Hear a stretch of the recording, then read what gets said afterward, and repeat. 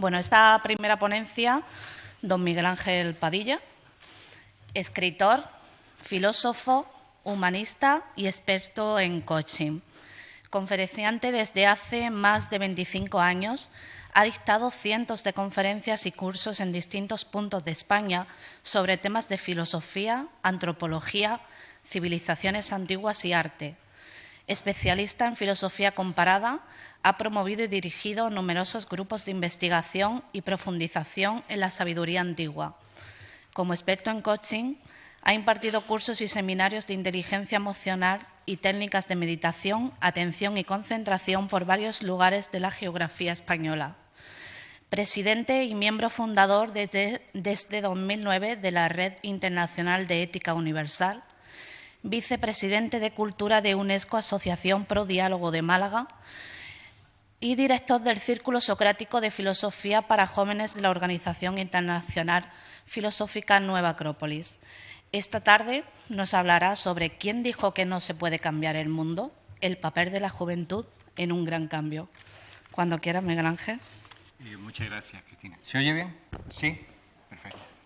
Mejor, porque he preferido subir un poco el sillón para poder veros.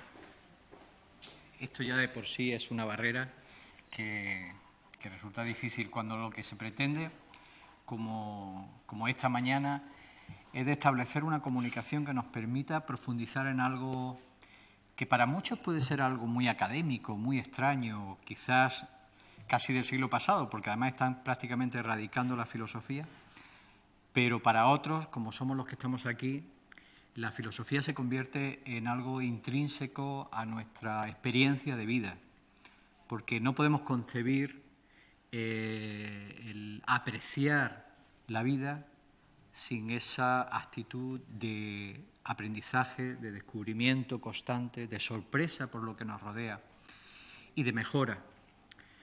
Cuando esta mañana los que me precedieron definían la filosofía como preámbulo a sus intervenciones, todos coincidieron en algo que me alegra muchísimo.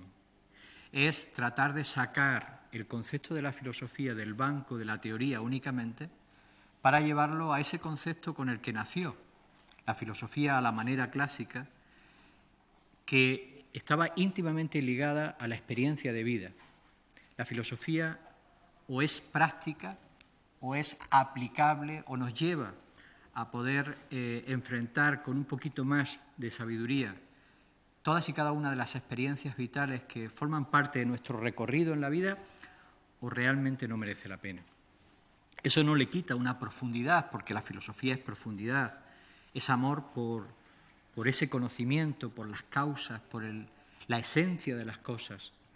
Y la filosofía entonces es un motor también, por lo tanto, de búsqueda de perfección, de un espíritu que nos lleve a buscar en todo momento ideales como la belleza, como la justicia, la dignidad, la verdad. Sin embargo, desde una óptica de respeto, desde una actitud muy conciliadora de las diferentes facetas, formas de entender la vida, pero dándonos profundidad a todo lo que hacemos.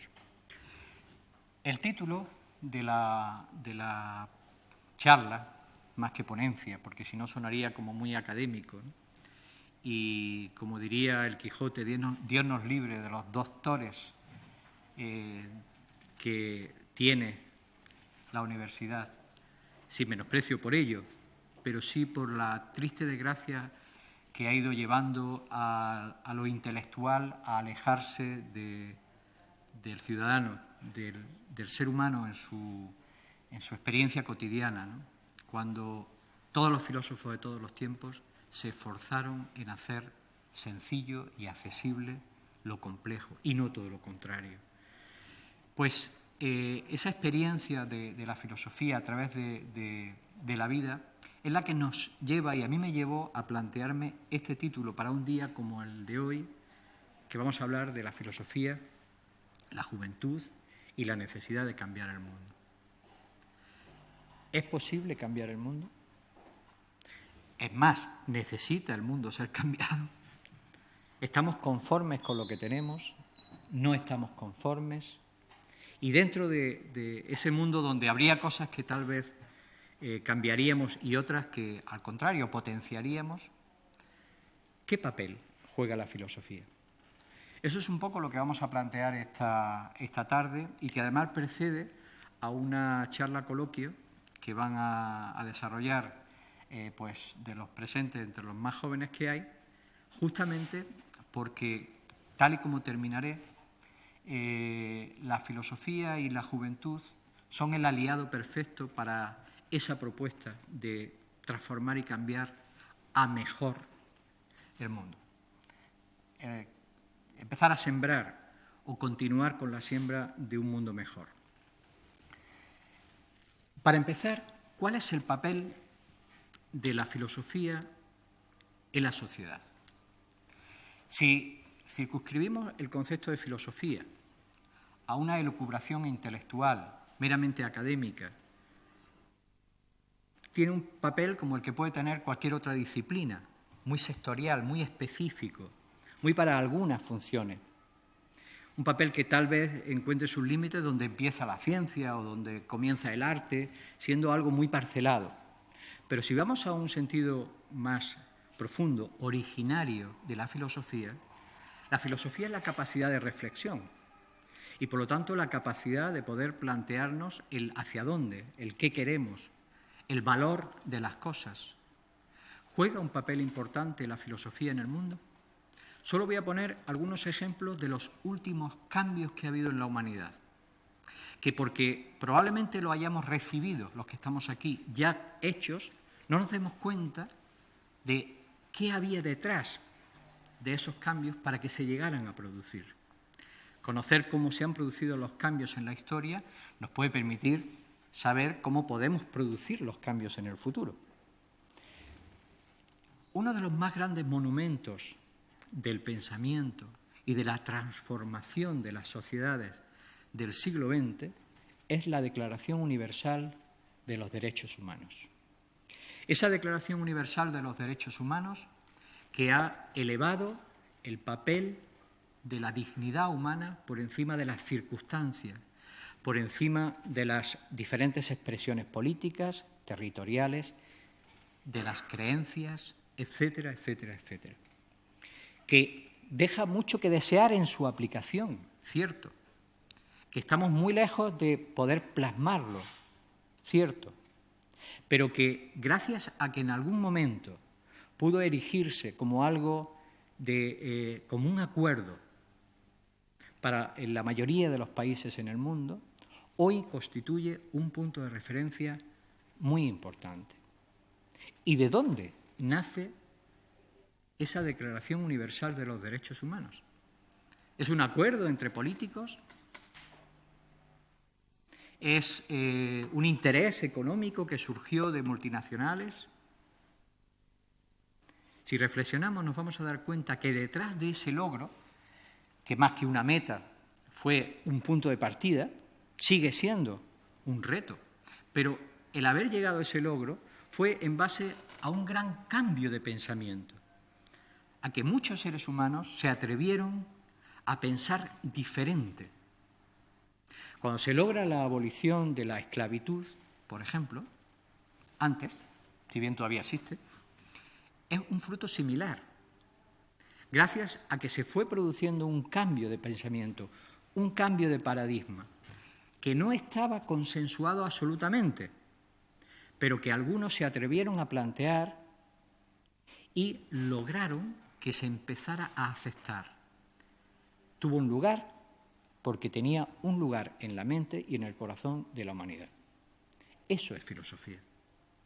Está la Carta de la Tierra, no sé si la conocen. Hay muchísimos planteamientos, grandes edificios ideológicos extraordinarios que todavía siguen siendo verdaderas metas, verdaderos retos. Eso es fruto de esa reflexión profunda, humana, filosófica del ser humano sobre la importancia de la vida, sobre el papel de la existencia humana, sobre el valor de la dignidad humana, etcétera, etcétera, etcétera. Luego tiene un papel fundamental. Lo que pasa es que aparentemente no se ve, porque lo que se ve, lo que esperamos todos, siempre son resultados, es decir, ¿Qué ha cambiado en la sociedad? Desde entonces han cambiado muchas cosas, muchas cosas. Yo soy una de las personas, quizás por mi actitud rebelde desde que nací, más crítico con nuestro tiempo. Considero que hay muchísimas cosas que mejorar en nuestro tiempo y que me faltarían años, me faltarían juventudes que vivir para poder seguir trabajando en ellas. Pero de alguna manera siento que lo importante es poder pasar el relevo, es decir, que se continúe, se cree una cadena generacional para seguir trabajando por ello. Es cierto, pero hemos logrado muchas cosas. Lo que me da pena es que tal vez, porque hemos heredado un mundo relativamente cómodo, relativamente fácil, a pesar de que hay muchísimas injusticias que cambiar, estemos consumiendo, estemos devorando lo que hemos heredado, fruto del esfuerzo, del trabajo, de haberse dejado la vida entusiastamente, pero haber entregado su vida por ideales, y no estemos generando nada para las generaciones futuras. No estemos recogiendo ese legado y transmitiéndolo hacia el futuro. Ese legado que viene desde el fondo del tiempo. Esta mañana se hablaba de Sócrates. Además se hablaba de que era el origen de la filosofía. Sé que esa es la expresión académica. Tal vez la filosofía sea consustancial al ser humano, porque desde el momento que el ser humano aparece como ente pensante, que es lo que nos diferencia del animal, ya nace el filósofo, nace el que quiere encontrar respuesta a lo que le rodea, más allá del fenómeno, ¿no? Pero recoger esa herencia y transmitirla es lo que quizás esté faltando ahora mismo, es decir, poder empezar a trabajar hacia el futuro. ¿Qué paradigma de pensamiento, qué ideas globales sólidas, respetuosas además con las diferentes o diferenciaciones en las diferentes culturas, pero que son capaces de aunarlo en una gran fraternidad o familia humana, vamos a dejar para el futuro? Y ahí es donde considero que la filosofía tiene un papel esencial. Por una razón muy simple, y me remito ahora a un texto muy profundo y filosófico que no es occidental, es de Oriente. Uno de los grandes monumentos del Upanishad de la India, el Bhagavad Gita, que menciona una frase, entre otras muchas, de un valor simple y aplastante. Detrás o antes, como inspirador de la recta acción, debe de estar el recto pensamiento. Para lograr cosas realmente válidas, sólidas, buenas, estables, sostenibles, tiene que haber detrás un pensamiento válido, recto, estable, sostenible. Si no hay recto pensamiento, la acción es una acción ciega. Y ese recto pensamiento es el que busca la filosofía. Luego tiene un papel mucho más importante del que pudiera parecer. Cierto es que en un mundo donde estamos absolutamente abocados al uso, incluso al abuso, envueltos, nadando, ahogados a veces en tecnología, pues la filosofía, la reflexión, las humanidades quedan como un lujo, ¿no? Casi como la música. Bueno, vamos a escuchar música, pero eso es cosa de ocio, ¿verdad? O sea, la música es cosa del ocio, salvo que sea un profesional, te ganas la vida con ello, ¿no? Es un planteamiento importante para hacernos. ¿Realmente no es necesaria la música como parte esencial de nuestra formación y desarrollo humano? Yo pienso que sí, por lo muchísimo que aporta en el aspecto intuitivo, de sensibilidad estética, de formación de nuestra percepción de la vida, igual que todos los factores. Esas humanidades, de las cuales casi podemos decir es un símbolo la filosofía, son esenciales en un mundo, sea tecnológico o sea un mundo de los indios del Amazonas. ¿Por qué? Porque detrás de las capacidades técnicas, detrás de los desarrollos económicos, sociales, etcétera, etcétera, debe de haber siempre un desarrollo humano. A poco que nos detengamos a ver cuáles son los problemas actuales, vamos a comprobar esto. ¿Cuáles son los problemas actuales que podemos hoy plantear como más graves? Seguro que si hacemos un recorrido a cada uno se le ocurre algo. Desde la corrupción, problemas crisis económica, en algunos países esclavitud, explotación infantil, desigualdad, problemas ecológicos. Ahora se está hablando muy poco de los problemas ecológicos. Parece que los temas sociopolíticos han cobrado, pero son gravísimos también. Y requieren soluciones técnicas, requieren soluciones prácticas, concretas, cierto. Pero ¿quiénes van a aplicar esas soluciones? Es más, de la mayor parte de esos problemas, ¿quiénes son los culpables? Los seres humanos. Hay seres humanos detrás. Uno de los grandes planteamientos que surgen cuando surge un problema, por ejemplo, problema económico que ha surgido en Occidente, especialmente en Europa, es que hay que cambiar las cosas. Obviamente, si seguimos haciendo las mismas cosas, tendremos los mismos resultados. Habrá que cambiar las cosas.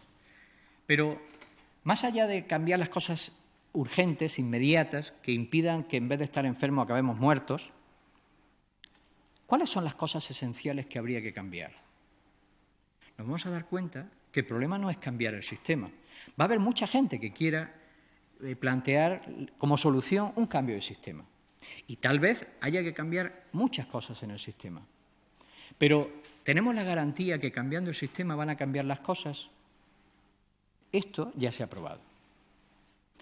Se ha probado, por ejemplo, en el mayo del 68, toda una revolución ideológica que surgió en Europa, y hemos descubierto que si bien puede haber sistemas que favorezcan mucho más la libertad, la transparencia, el entendimiento, que podemos cambiar muchas leyes que dificulten la corrupción, etcétera, etcétera, si detrás no hay un cambio de valores, un cambio de actitudes, un cambio real humano en aquellos actores que van a estar interviniendo dentro de ese sistema, el cambio de sistema no sirve para nada.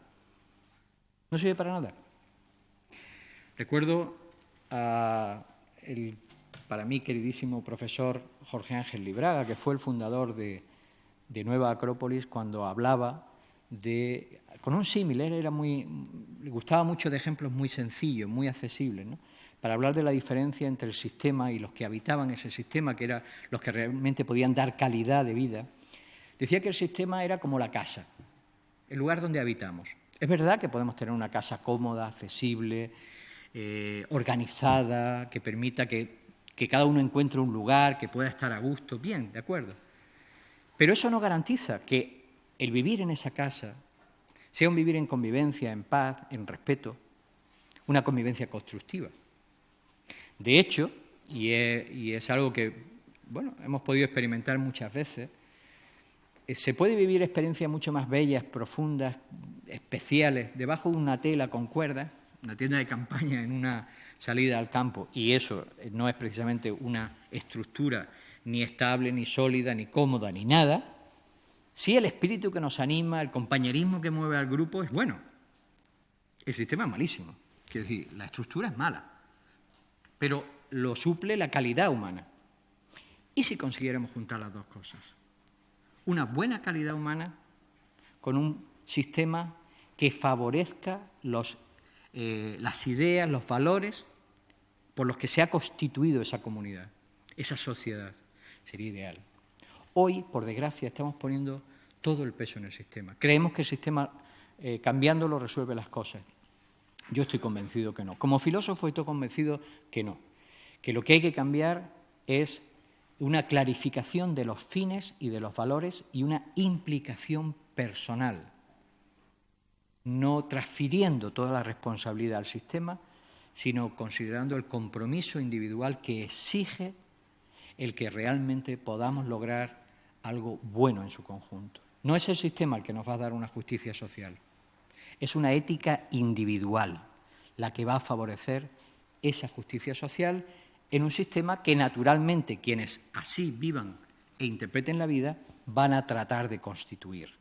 Porque de lo contrario depositamos en el sistema un peso, una responsabilidad, una confianza que al final nos está evadiendo de nuestra parte individual de compromiso. Insisto que no es una cosa o la otra, sino la necesidad de unir ambas dos, ¿no? Siguiendo con esta idea,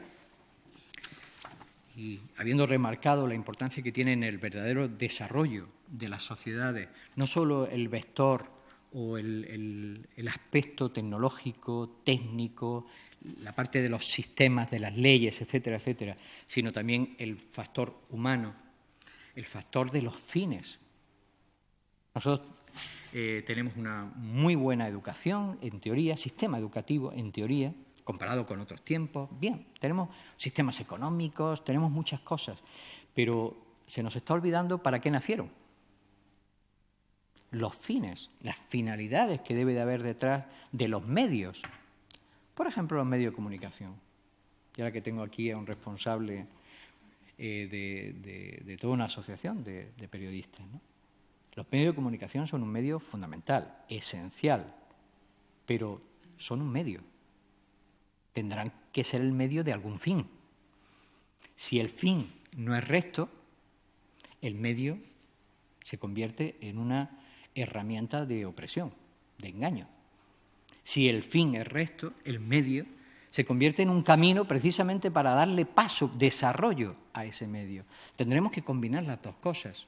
¿Nos hemos preguntado cuál es la finalidad de la educación real? ¿Cuál es la finalidad de los medios de comunicación? ¿Cuál debería ser la finalidad de la tecnología? Esta mañana se nos hablaba del ideal del ingeniero. Me ha encantado ver reflejado en una expresión tan clara algo que creo que todos intuíamos, ¿no? O sea, el ingeniero es el que quiere hacer facilitar las cosas, dar un paso adelante para crear medios que nos permitan vivir mejor, en todos los sentidos. Muy bien, pero tendremos que saber de qué vamos a dotar esa vida, de qué actitud, porque si vivir mejor es estar todo el tiempo en un estado de éxtasis como el que puede producir la cocaína, pues no sé. Es decir, tendremos que definir qué es la dignidad de la vida, que todo eso es esencial. En la medida en que nos alejamos de las humanidades, en la medida en que le damos la espalda a esa reflexión, que no ha de ser hecha por unos señores doctores en un lugar muy sesudo donde se reúnen a pensar. Está bien que existan grandes pensadores y que nos aporten sus conclusiones, pero que nos enseñen a pensar a los demás, al común de los mortales, que podamos ser filósofos todos para poder ser conductores de nuestra propia vida y no simplemente seguidores de un planteamiento, de unas ideas que nos han dicho que son las buenas. Si algún valor tiene la filosofía es la de provocar la reflexión dentro de cada uno, permitiéndole el error, pero dándole las herramientas para poder empezar a ser el arquitecto de su propia vida. Nos vendrá muy bien conocer grandes modelos de construcción, grandes modelos de pensamiento, grandes arquitectos, pero la casa interior, la casa personal, el edificio de la persona de cada cual debe ser construido por uno mismo. Y ese debería ser el papel de la educación, como el papel de los padres. No es construirle una casa al hijo, enseñarle a ser el arquitecto de su edificio a través de la experiencia y del ejemplo.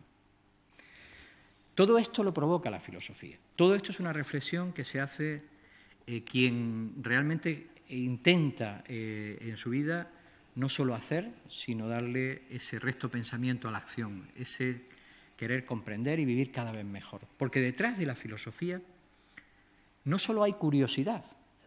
Si solo hay curiosidad, tal vez nos quedemos en un mero intelectualismo, como el que se aproxima a algo y una vez que ya lo satisface, porque lo han, bien, sí, ya sé de esto un poco. No, detrás del verdadero filósofo, lo que debe de haber una gran aspiración por mejorarse. Tiene que haber una aspiración por crecer, por realizarse como individuo y por mejorar y realizar sueños en la sociedad. Si no, al final nos convertimos simplemente en consumidores de ideas y eso tampoco es el filósofo. Me gustaría plantear algo que es una realidad, pero que muy pocas veces percibimos, sobre hasta qué punto se van plasmando en la humanidad a lo largo de la historia y por lo tanto en nuestro propio presente, que está siendo los ladrillos de la futura historia, los cambios reales, las transformaciones reales. Nosotros estamos acostumbrados a darle importancia a elementos tangibles, la economía, la salud, la administración, las estructuras sociales, si nos permiten hacer esto o aquello, y nos movemos en un mundo de usos y costumbres. Pero ¿cómo hemos llegado a este mundo de usos y costumbres, que es diferente tal vez al de hace 500 años o 100 o al de otra cultura? ¿Qué es lo que hace que cada pueblo, cada cultura, cada civilización tenga sus características? Hay un proceso que a través de la descripción que hace Platón del universo es muy fácil de entender, que divide la realidad en 3 esferas o dimensiones. Si recordarán, y si no, pues yo lo menciono, Platón habla de 3 niveles o realidades del universo y del ser humano, como reflejo de ese universo, que es el mundo de las ideas, el nous, una esfera intermedia, que es el mundo psíquico, es el mundo de la vida, de las costumbres, de los valores, es un mundo mental y emocional, y un mundo de los hechos, de las acciones. Tenemos así soma, psique y nous. Yo eso lo voy a trasladar a la sociedad. Y vamos a ver que realmente una sociedad es el reflejo de un paradigma, de una forma de interpretar la vida, de una forma de ubicarse en la existencia. Ese paradigma que interpreta la razón de ser de la existencia, que le da sentido a la vida, el que sea, cada pueblo ha puesto el énfasis en un aspecto, configura el conjunto de ideas, el conjunto de ideales, si queréis, de arquetipos, que van a constituir la inspiración para ese otro círculo ya más cercano a lo tangible, que es el mundo de las leyes, que es el mundo de los valores, que ya se van instaurando como principios rectores del comportamiento de una sociedad. Valores, entendido por valores, virtudes, cualidades, elementos destacables como parte intrínseca de la dignidad humana, y leyes, que en realidad las leyes, ¿qué están reflejando? Las leyes están reflejando una idea, una valoración. ¿Cuándo van a reflejar las leyes la igualdad entre el hombre y la mujer? Cuando la idea de igualdad haya cobrado realmente peso. Mientras tanto, las leyes no lo reflejaron. No son las leyes las que cambian las ideas, son las ideas las que cambian las leyes. Y de las leyes y de los valores surgen justamente las costumbres, esa moral cotidiana, surgen las estructuras, surgen las pequeñas decisiones en la vida, surgen las formas con que las que nos dotamos en nuestra sociedad, sean formas religiosas, políticas, artísticas, si queréis, nacen de eso. Vemos entonces esa triple. ¿Qué hay entonces en el fondo de esa plasmación de una sociedad concreta? Primero, ideas. Si nosotros queremos cambiar este mundo porque vemos que hay injusticias, porque creemos que se necesitan diferentes oportunidades, enfoques, porque creemos que se necesitan derribar determinados prejuicios, como decía esta mañana muy bien Jesús, no vamos a conseguirlo cambiando las leyes solo. Es más, muchas veces reclamamos la necesidad de valores. Necesitamos valores, hay que reforzar los valores humanos. Cierto, hacen falta valores humanos, pero los valores humanos se sustentan en unos principios de vida, en una actitud de vida, porque si no, al final no dejan de ser normas morales impuestas. Si no nacen de una cosmovisión, si solo son reglas, entendidos los valores como normas, realmente no se puede, porque no cambiamos por dentro. Los valores tienen que surgir como consecuencia de una interpretación del valor de mi vida y de mi forma de relación con los demás, de una interpretación de mi estar en la existencia y en la sociedad. Y en todo esto, ¿por qué la filosofía puede jugar un papel importante? La filosofía puede jugar un papel muy importante porque la filosofía, en el terreno de las ideas, representa justamente el amor a la sabiduría. Platón decía que la filosofía no es sabiduría. La filosofía es un giro, es una conversión de la mirada hacia la búsqueda del bien. Cuando nosotros empezamos a buscar realmente qué es lo bueno, lo duradero, lo justo, lo bello, lo que Platón plantea como reflejo de ese arquetipo de lo bueno, entonces empezamos a encontrar y a revolucionar las ideas.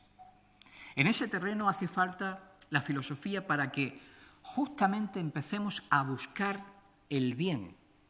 Haya un cambio, no el interés, no lo que me acomoda, lo que es bueno.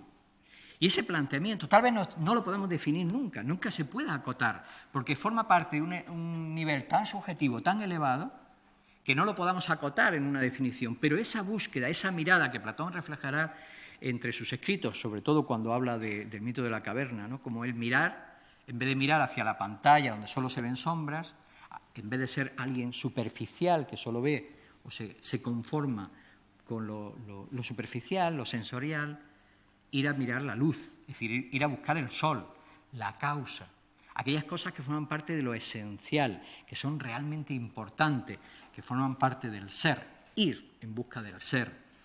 Palabras muy metafísicas, pero que si las traducimos a una experiencia cotidiana significa ir en busca de mí mismo y no conformarme con ser simplemente un reflejo de lo que me dicen que tengo que ser. No ser simplemente una copia al prototipo que los medios de comunicación me dicen que es el de éxito. Pero yo, ¿qué quiero ser? ¿Yo cómo quiero ser? ¿Cuál es mi ser? Ese ser, que está a intermedia de esa última esencia metafísica, pero que por lo pronto se empieza a conectar con aquello más profundo que hay en mí, forma parte de la filosofía. Por lo tanto, ya la filosofía realmente puede revolucionar las ideas. En el terreno de las leyes y de los valores, la filosofía se expresa en ética. Qué importante el ser consecuente con los propios valores, con los propios pensamientos, el que realmente valoremos aquello que busca el bien individual y colectivo.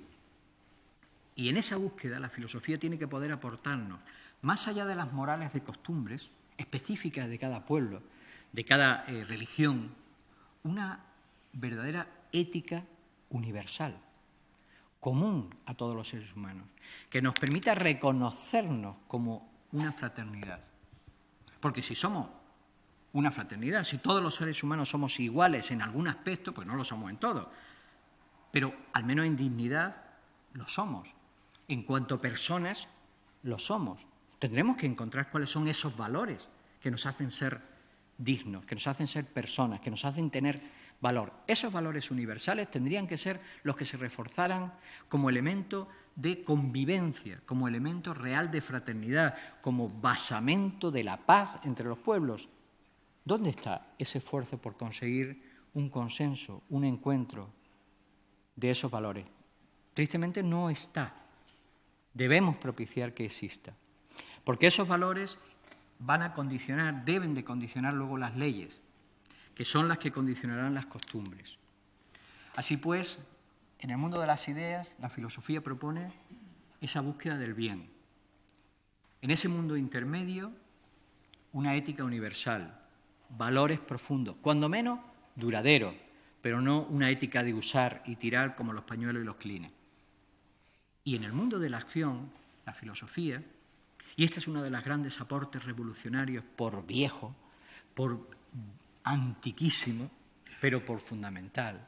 La filosofía tiene que provocar en nosotros, aspirantes a filósofos, y en la sociedad, ejemplo. La filosofía se tiene que expresar en el mundo de la acción como un medio de ejemplo. No vamos a cambiar la sociedad, no vamos a cambiar a la humanidad, no vamos a lograr ni un solo avance en el terreno que estamos mencionando con discurso. Esto ha sido tema de conversación en los últimos congresos en los que he asistido de peso. Estamos hartos de discurso. Mi propio discurso de ahora mismo, por muy coherente que pueda parecer, es papel para nada si detrás no hay personas, no perfectas, que no existen, sino personas comprometidas en intentar llevarlo a la práctica. ¿De qué nos sirven los discursos maravillosamente elaborados por especialistas que son soltados en las grandes asambleas, pues desde la ONU, la UNESCO, a la cual me siento orgulloso de pertenecer, las cátedras de universidades, o no digamos digamos, tribunas políticas. ¿De qué sirve si ya no creemos en nadie?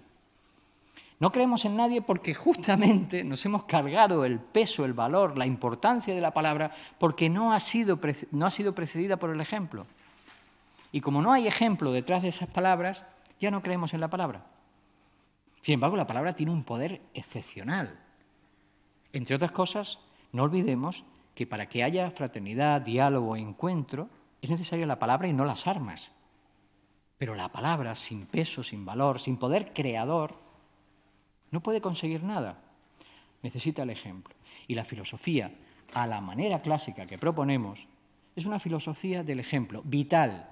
Es una filosofía del compromiso, donde cada cual trata de ser coherente con sus propias ideas, sin esperar demasiado de los demás, pero sí mucho de sí mismo. Y ahora falta hablar de la juventud. Todo esto, ¿por qué vincularlo a la juventud? ¿Por qué hablar de la juventud en un Día Mundial de la Filosofía?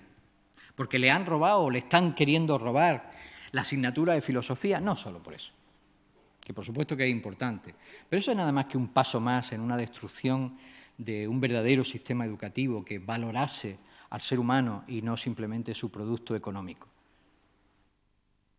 La importancia de la filosofía con la juventud, yo creo que la apuntaba muy bien Jesús esta mañana, cuando definía la juventud como aquello que expresa los primeros momentos de algo. Decimos de un vino joven, que es aquel que se encuentra en su periodo inicial, que está madurando, no es un vino que ha madurado, ¿verdad? Y por lo tanto es una esperanza de futuro en todo momento. Es un botón o un barril de potencialidades. La filosofía, entonces, como verdadero motor de transformación, tiene mucho que ver con la juventud, porque participa de esa misma capacidad de proyectarse en el futuro de sorpresa. Definía Sócrates en boca de Platón, o Platón en boca de Sócrates, la filosofía como la capacidad de sorprendernos ante todo, ¿no? ¿Y qué es la juventud sino ese continuo descubrimiento de oportunidades, de posibilidades enormes? Hay una serie de cualidades que yo he resaltado de lo que es ser joven para terminar viendo cómo, en tanto que esas posibilidades se den y estén acompañadas de una reflexión profunda que permita una buena maduración, serán las verdaderas transformadoras del futuro. La primera característica que se me ocurre de la juventud, muy bien, qué raro, es la rebeldía. Algunos jóvenes no son muy rebeldes, pero yo dudo que haya alguien joven que no haya sido rebelde contra el status quo, o sea, contra la situación en la que se encuentra. Porque uno llega al mundo y se encuentra un mundo que ya está hecho.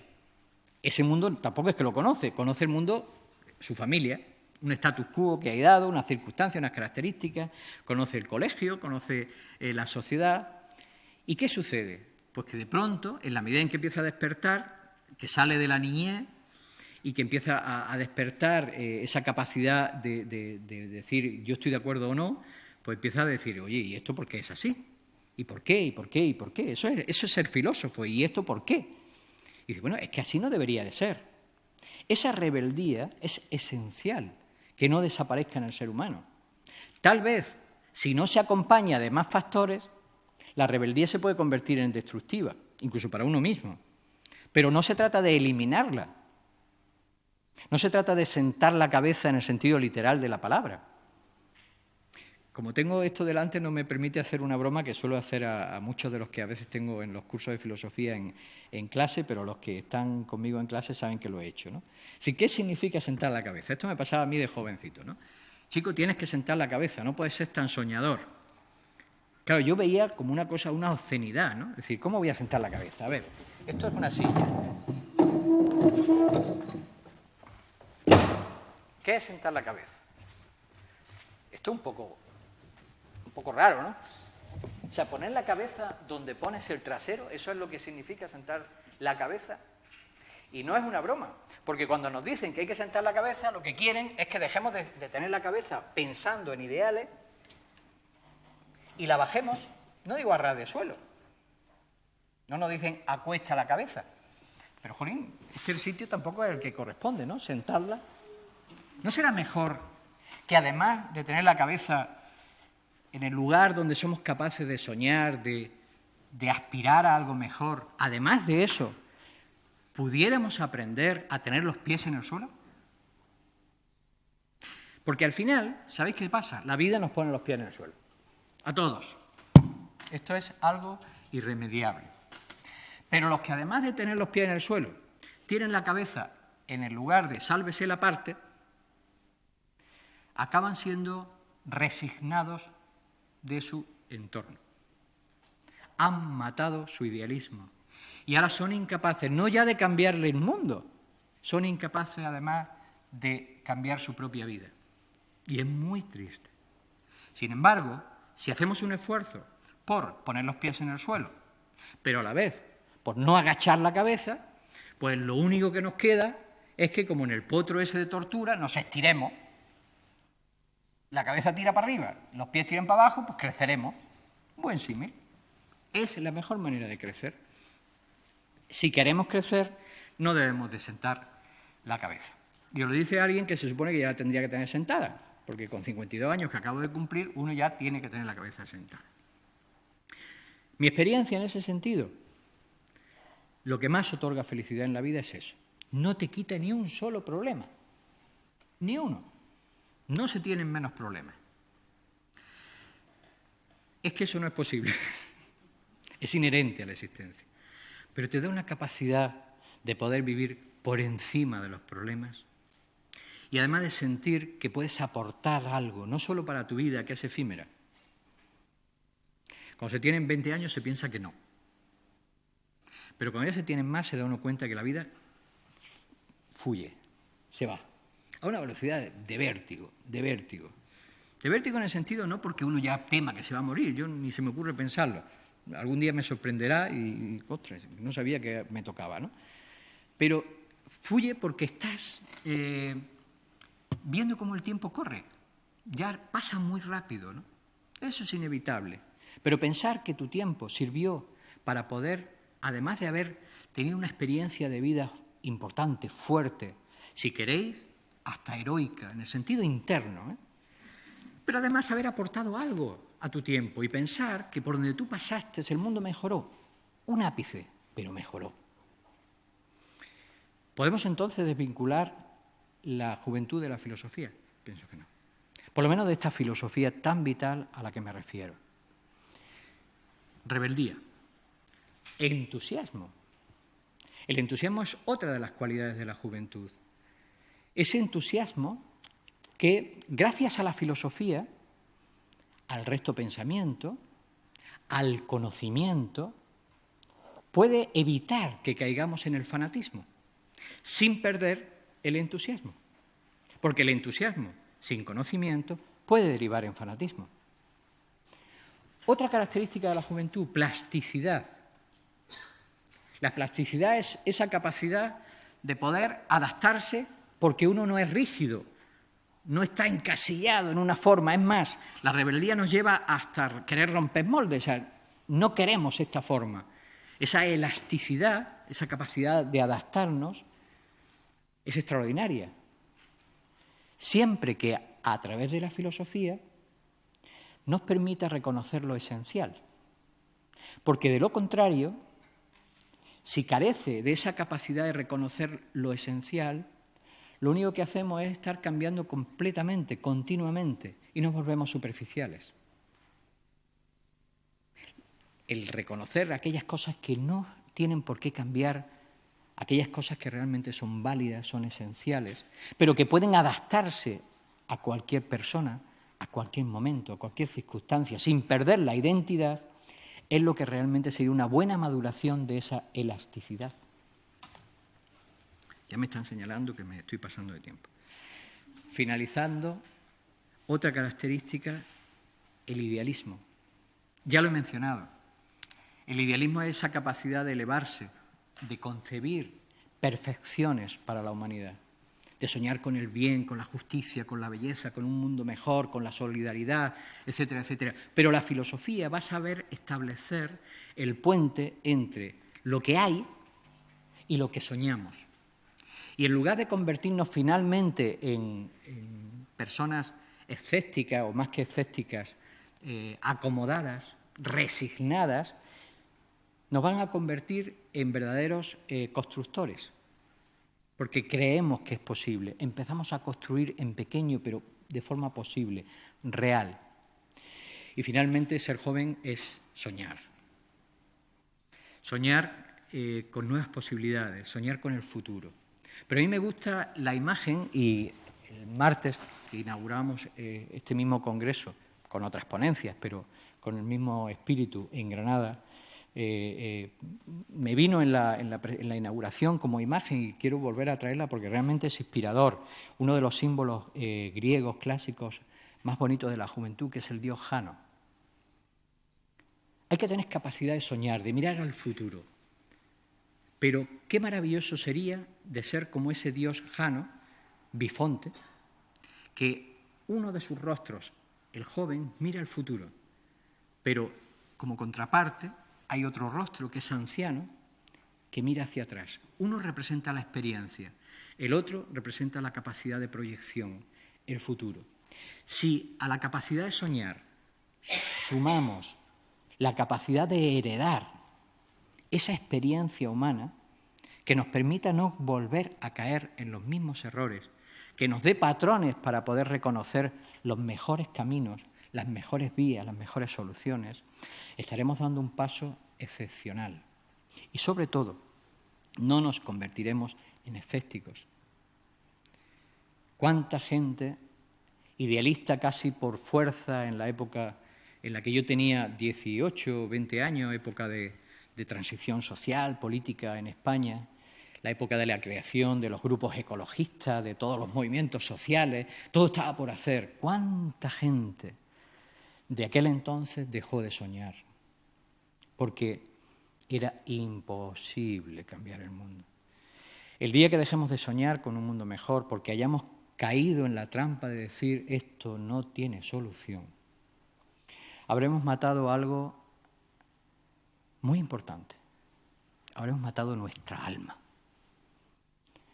Habremos matado nuestra juventud interior y habremos matado la posibilidad de que el futuro pueda encontrar un puente del que recoger todo lo bueno que ya la humanidad ha conquistado. No dejéis de soñar nunca. Y si somos ilusos, porque todavía no sabemos poner los pies en la tierra, pues aprenderemos. Pero que no sea a base de dejar de soñar. Si no somos nosotros los que soñamos, los que ideamos, los que pensamos con un mundo mejor, alguien lo pensará. Y tal vez no precisamente para bien, a lo mejor para diseñarlo a su modo, a sus intereses. ¿Cuesta dinero? No. Sí cuesta la vida. Porque si os atrevéis a soñar, atreveros a perseguir esos sueños. Si la filosofía nos pudiera aportar simplemente esto, cuando en realidad la filosofía es toda una puerta, ¿no?, que nos permite recoger pues, toda la capacidad que el ser humano ha desenvuelto hasta el día de hoy, pero solo con que nos diera esa enseñanza de que el presente es la oportunidad para unir el pasado con el futuro a través del entusiasmo, a través de la plasticidad, a través de esa rebeldía y a través de esa capacidad, ese espíritu de victoria en el que no concebimos el que haya derrota, el que no sea posible, tardará mucho, como pensaba el Quijote. Yo voy por un mundo de hierro para convertirlo en un mundo de oro. ¿Cuándo? ¿Quién lo sabe? ¿Cuándo se conseguirá cambiar las cosas? No me importa. Lo importante es que yo siga en mi empeño, a lo cual os invito. Muchas gracias.